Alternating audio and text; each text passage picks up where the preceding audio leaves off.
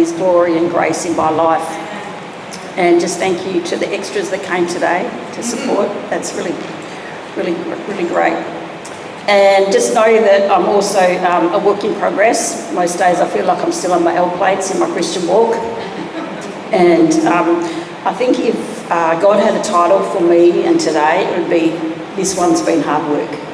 And, or maybe still under construction.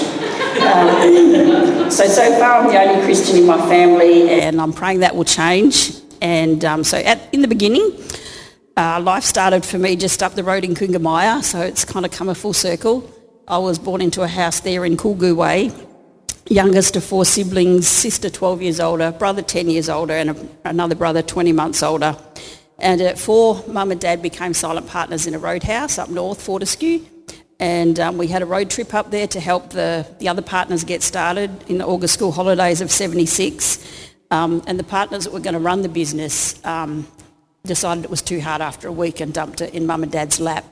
And they became business owners, and they had no experience whatsoever, and they knew nothing about running a business. So being raised in a roadhouse was all I knew, and considered it to be my normal. But as kids in a roadhouse with truck drivers and staff and everyone around, nothing was censored. We heard everything, we knew everything, we know who was with who, we knew gossip, sarcasm, and lots of dirty jokes. So I grew up from that to be a very negative, sarcastic and sceptical person. Our school was correspondence. It was a school for 2, me and my brother, Doug. Mum knew her limitations, so they hired someone to teach us. And looking back, we had a pretty unique way of life, driving at a very young age, getting caught doing donuts in an old Falcon, but Doug took the heat for that. Swimming in the river, we could go if we took the dog. So we had lots of freedom, and we grew up with no TV. Basically, there was nothing. So we just did jobs because we didn't know any better. And my mum was of the, the housewife age that if she was going to make hot chips, they were going to be real and they weren't going to be frozen. So our childhood chore was peeling potatoes, like those bags that came with the dirt in them. And that's kind of all we did. At year 7, Doug was sent here to Perth to go to boarding school, and I boarded with a family of 6 in Karratha. And every Friday night, Mum would come and pick me up. We'd drive the hour back to the roadhouse, and that went on for the year. And then the next year, she got a house in Karratha and rented so we could go to high school together. Meanwhile, my oldest brother and his wife came back from Queensland, and rentals in Karratha were hard to come by and very expensive, a bit like Perth right now. But that was back in the 80s. And so Mum went back to the roadhouse, and my brother was left in care of, he had to care for 2 teenagers. And that's where the pot smoking began. This was a nightly thing, every night. And I was already a cigarette smoker by this point, and so being that we were stoned every night of the week, no homework ever got done, ever, in high school. And just a quick side note, when I was preparing my kids to hear this, because they didn't know most of this, it wasn't the smoking cigarettes at 12, being drunk for the first time at 13, or smoking pot, or anything like that. It was the fact I didn't do homework that annoyed them the most. And I haven't heard the end of it yet. I left school at year 10, a few different jobs before I went to work at the Westpac Bank, where I met Rob. And I left home a week before my 21st to move to Perth and be with Rob. And then 2 years after moving to Perth, an old boss from Karratha showed us Amway. And we scraped the money together to go to a major function, and it was just a speaker speaking on their success. And one portion of that ticket was to a Sunday morning session to a non-denominational service. And we were that tight and poor. We were like, we have paid this money, we are going. We're not wasting a cent of this. And there they would share their testimony, and we just would turn up because we'd paid for it, really. And Our mentors in our way were a couple called Winston and Joy Broad, who are Christians, and to us, their Christian journey, walk, showed in every aspect of their lives to us. And they just led by the greatest example. And that impacted me greatly. Winston and Joy really had their work cut out with me because I'd been public schoolised. I had grown up believing evolution must have been the truth because that's what the teachers said in a government school. And so they worked really hard to convince me the other way. And so after many years, I gave my heart to the Lord in 99. But backtracking, the only other time I'd met a Christian, and she called herself a born-again Christian, was a waitress at the Roadhouse, and she tried to commit suicide under the Greyhound bus. So that kind of was like, really? That's what they're like? So that tainted my view. So I just want to share a few stories of God's grace and glory in my life. And I feel really blessed. So backtracking to April 1996 was the first time I really prayed. I wasn't saved then, but I really, really prayed. So I remember I was sitting on a step outside Wanneroo Hospital. I think Rob's sister was in there after having a bad reaction to an operation. And I was sitting outside and Cyclone Olivia was about to hit my parents' roadhouse. And it just seems fitting that we've had a cyclone on the coast this week. And Cyclone Olivia was a Category 4 and it was crossing right at my parents' roadhouse. And I just sat and I prayed, Lord, please save them. I really thought I may never see them again. And he saved my family. At some point, Dad did go outside to check because they were losing roofs, and he was picked up and he was airborne, and he was ironically saved by a cyclone fence. The Roadhouse lost 3 roofs. They lost the roof of the house. That was where we would normally shelter in a cyclone. And they lost the roof of that. They lost the roof of the restaurant. They lost the roof of one of the outbuildings. And they sheltered in the part what we thought was the most unsafe. It was 2 transportables. So God was definitely there. And I think they had $250,000 worth of damage. The actual eye went over the Roadhouse. It actually sucked all the water back up out the toilets because the pressure drops. So it was the highest non-tornadic winds ever recorded. It was 408 kilometres. So it was scary. Olivia stayed a cyclone until it went to sea on the South Australian coast. It was huge. And God did hear me. And it's not till I'm writing all this down I go back and go, he did hear me and he did answer my prayer. And I have learned as well in my prayer life that God's delays in answering my prayers are not denials. And I think that's one thing that has always kept me going. Because I'd been praying for salvation for my parents for a long time and kind of gave up. But God's delays are not his denials. And that became abundantly clear to me on the day my mum died. All right.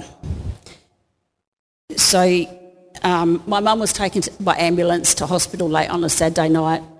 And I went to see her on Sunday, and she kind of looked like a dead body in the bed. Like, she looked so tiny and frail, and I was trying to get an order of food off the menu, and my dad and my sister were there, and they were just strangely quiet, and she wouldn't order, like she refused.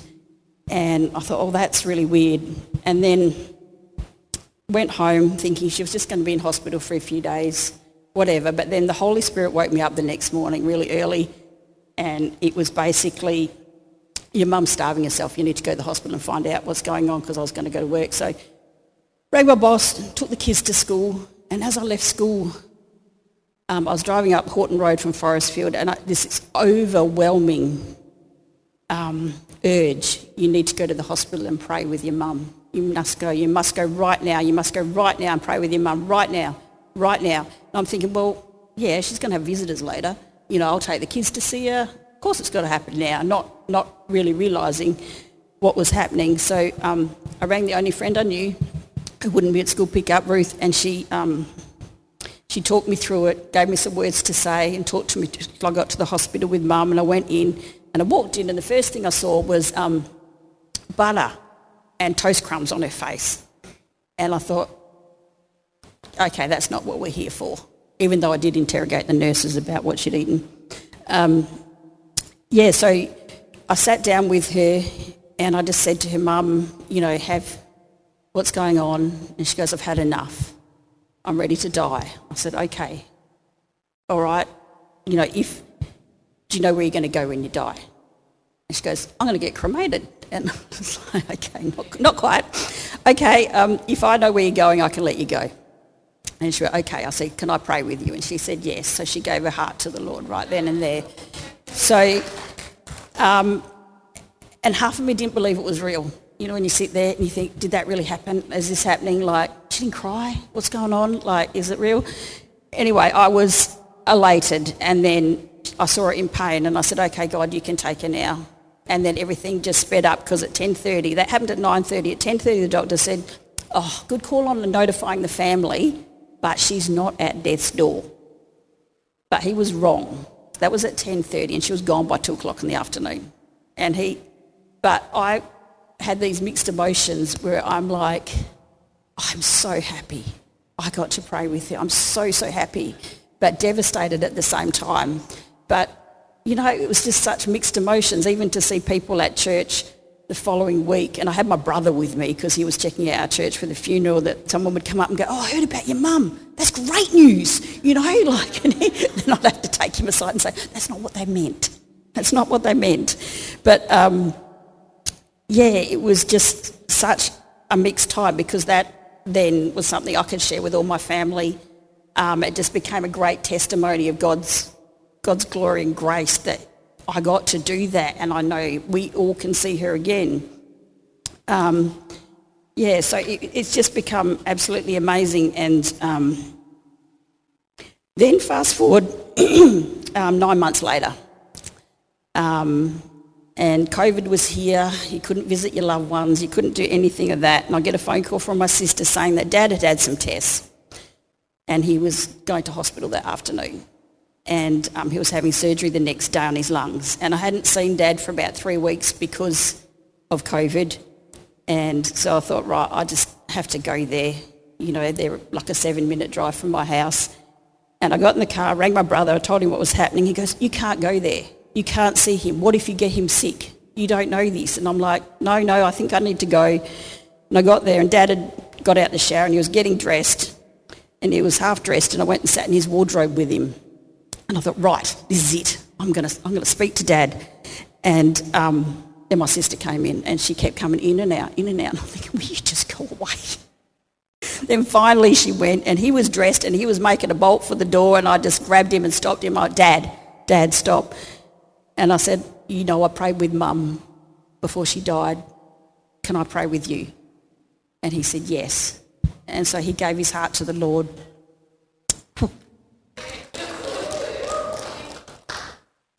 And I didn't get to see him conscious again